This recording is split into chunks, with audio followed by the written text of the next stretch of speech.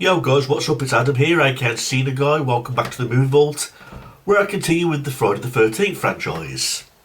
And now we've gone up to part 4, which is known as Friday the 13th, the final chapter, which came in the year of 1984. Just got done watching it moments ago, and I must say, it's definitely one of the most fun entries in the whole franchise. I mean, like I keep mentioning at the start of every single review, I love all the Friday the 13th movies. There's only one I don't like, which is Jason X. I can get away with all the others, but I'll get to those when I review them. But Friday the 13th, the final chapter, has got to be possibly one of the goriest ones. I mean, I'd say Jason Goes to Hell is the most goriest one in the whole franchise. But this one probably has to be the second one.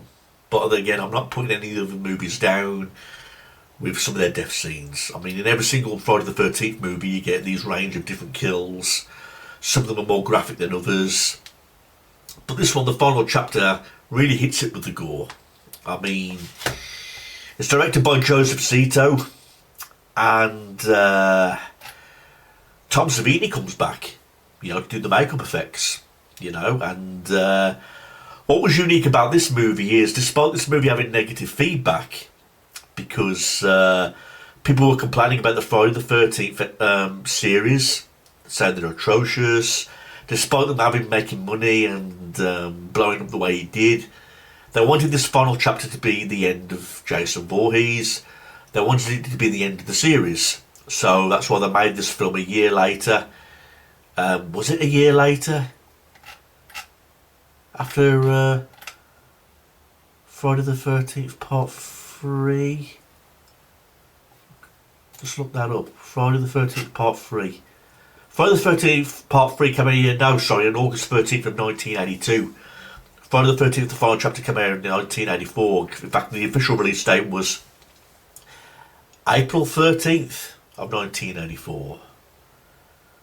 That's right. So, just wanted to double check on that. But it's a fun slasher. And Tom Savini wanted to come back because he was like, I get to kill off Jason, basically. So he came up for the makeup effects. And cast-wise, we get Ted White playing Jason Voorhees in this movie. We get Kimberly Beck, who plays Trish Jarvis, and also Corey Feldman, who plays Tommy. And I like Corey Feldman. He's been in a lot of movies that I like. I mean, he did voiceover in one of the characters in Fox and the Hound. He was in The Goonies, The Gremlins, and this movie. But he's done loads of different types of movies, but I mainly remember him for The Goonies, That's been my favourite movie, which stars Corey Feldman, The Goonies.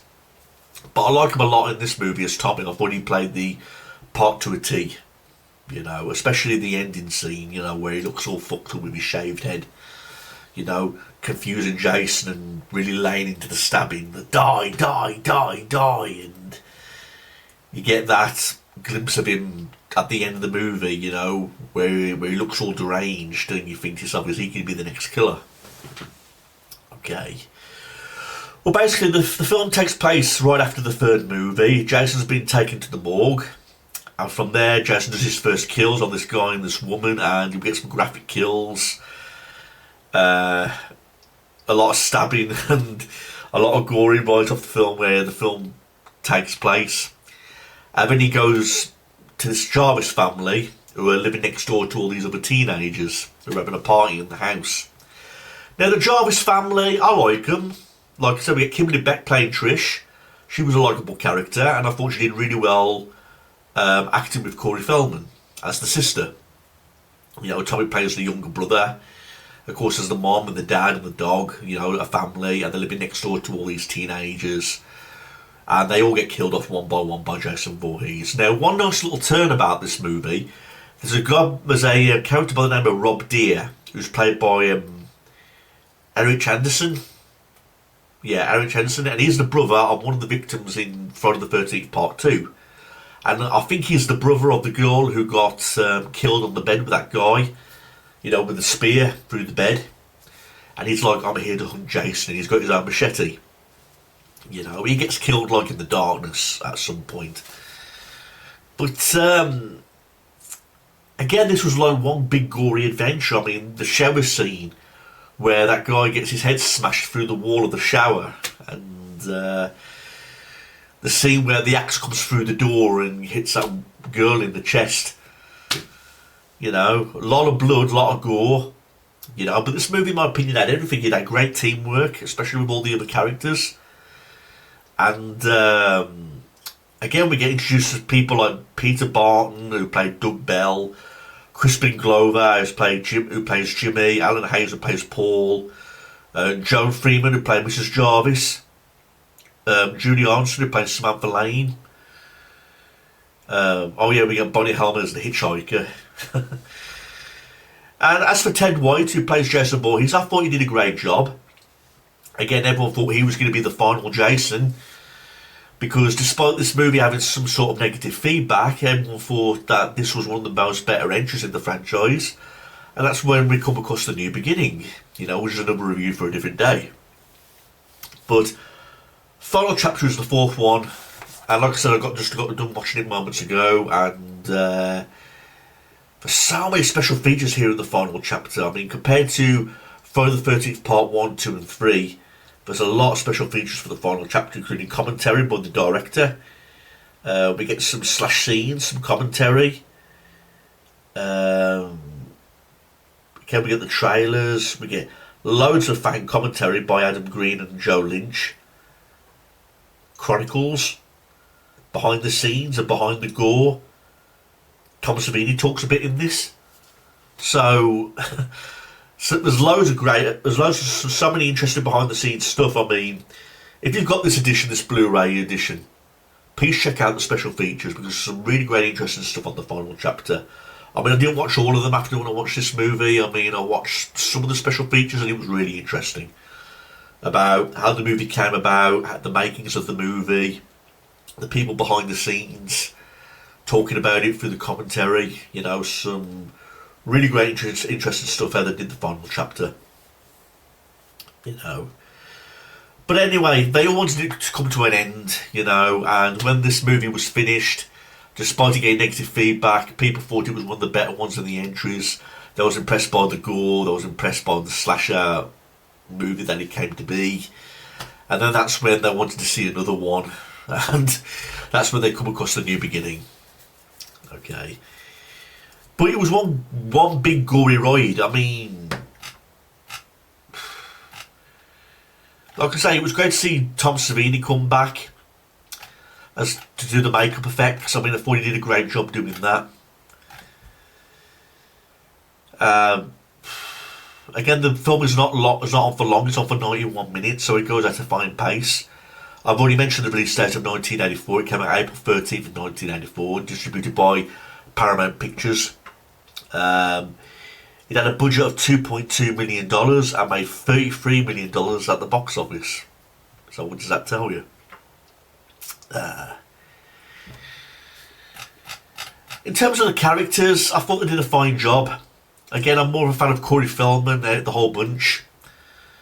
I'd have to say my favourite lead role in the terms of the females, I'd probably have to be Adrienne King from the first movie. And I'll get into why I was so pissed off about that they killed her off in part 2, right at the start. I mean, it was like so much of an unnecessary death. Please see the reviews.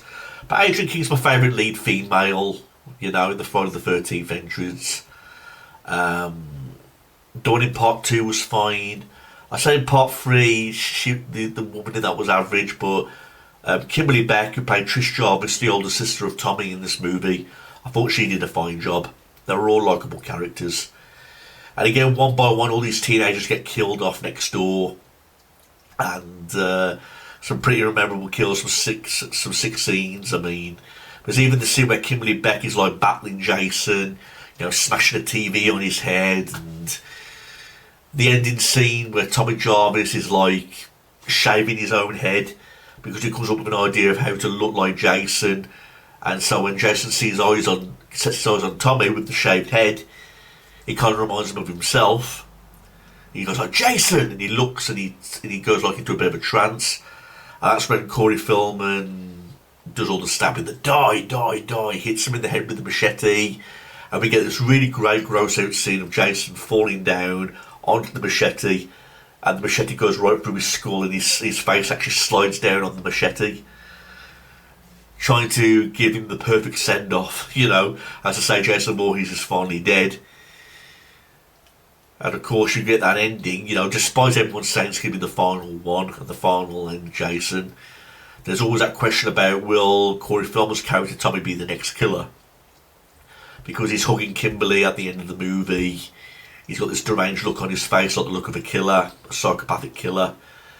And then he's only got the taste of more killings after just killing off Jason. I mean, fair play to Corey Feldman. I mean, he was only a kid in this movie, and he had a lot of scenes to do in this movie where there probably no doubt have been difficult, working with a guy like Ted White, who's 10 times more bigger than him, stronger than him, faster than him. And he's got to do this barbaric scene, you know, where he's stabbing Jason to death. You know, it's enough to make you fucked up in the real world, but like, again, he did a great job acting-wise. He did a good job of being scared. Acting-wise, he did a good job acting-wise of being serious and cute at the start of the film, but then you get this mixed emotions about him later on in the movie, you know, where he becomes like this psycho where he's going, die, die, die. You know, so he played his part really well, Corey Feldman. I have to say, you know, it's probably my favourite character in this movie, even more so than Jason, you know, because I was a big fan of him as playing Mouth in The Goonies. Plus I liked him in The Gremlins also, and I'm also a big fan of Fox of the Hound, where he did a voiceover in that movie also, so fair play to him. And that's basically my review for the final chapter, everyone. There's not really much to tell storyline telling wise other than what Jason did after the events of the third movie. You know, waking up in the morgue, killing that nurse and the doctor, and then heading back to where he came from. And again, the whole thing with Rob Deer's character hunting for Jason was a good idea. Something different, and the fact that he was the brother of the sister who got killed in part 2. And the idea of them killing off all them teenagers in that house was a good idea, with the Jarvis family living next door. So it was really well thought through, and it was good for what it was. It was a good, fun, gory ride, a really good slasher, and I had a lot of fun with it. So tomorrow, everybody, I'll be watching The New Beginning tomorrow, and I'll give you a review of that. Hope you've enjoyed this review, everybody. But like I say, please check out the special features of this one if you've got this edition of the final chapter of this Blu-ray box set. This is the 8-movie collection on Blu-ray. So like I say, if you've got like this edition, please check out the special features. I mean, they're very interesting. They go right behind the scenes and do the commentary, the makeup effects, everything. Really, really a must watch. Thanks for watching this, everybody. Drop me a comment, email me if you've got any questions, and we'll see where we go from here. Thanks for watching this, everybody. I really enjoyed this one, the final chapter. Definitely one of the best entries by far. Thanks, everyone. Peace out.